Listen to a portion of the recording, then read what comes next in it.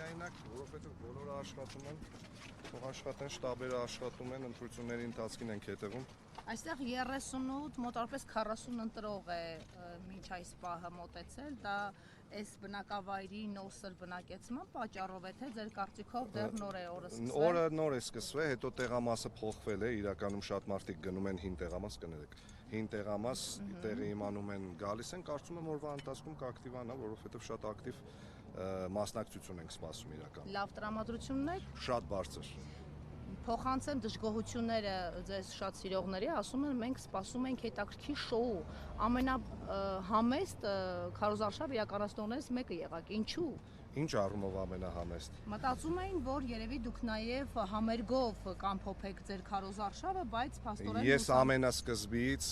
քարոզարշավի բոլորին ասել եմ, որ Hayat Project-ի ռեսուրսը չեմ օգտագործելու, որովհետև ես չեմ ուզում առավելություն ստանամ երիտասարդների դաշտում, որը այսպես թե այնպես ունեմ։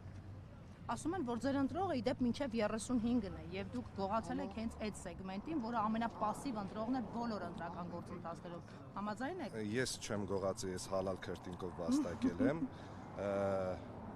Ես շատ ուրախ կլինեմ, որ իրենք բոլորը կան ընտրատեղամասեր, կոչ եմ անում հատկապես երիտասարդներին անպայման գալ մասնակցել, որովհետև այս քաղաքը կարիք ունի իրոք երիտասարդանալու ու ես օրինակ իմ առաքելություններից մեկը պատկերացնում եմ հենց դա, որ Գյումրին պետք է ստանա երիտասարդական ընթացք,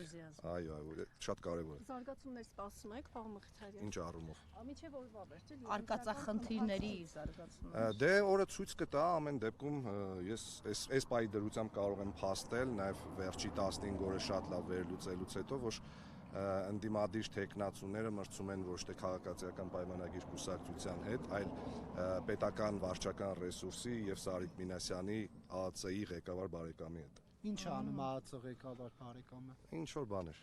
Մասնավորապես ինչ որ բաներ։ բարևում է մարդկանց, անցնում է, ստիպում է, որ գնան իշխանությանը։ Օդում կախված լուրերի համաձայն ինչ որ բաներ անում է, օրվա վերջ կերևան։ Մեկ էլ Նիկոլ Փաշինյանն է օդում կախված լուրերի համաձայն պնդումներ անում, ինչը այդքան հավաստի չի։ Դե վատ օրինակները վարակիչ են, Նարեկ ջան, մենք փորձում ենք վատ օրինակով լավ երկիր կառուցել։ Սպասենք ընտրեք նոր, շարունակենք։ Հա։ Համեց։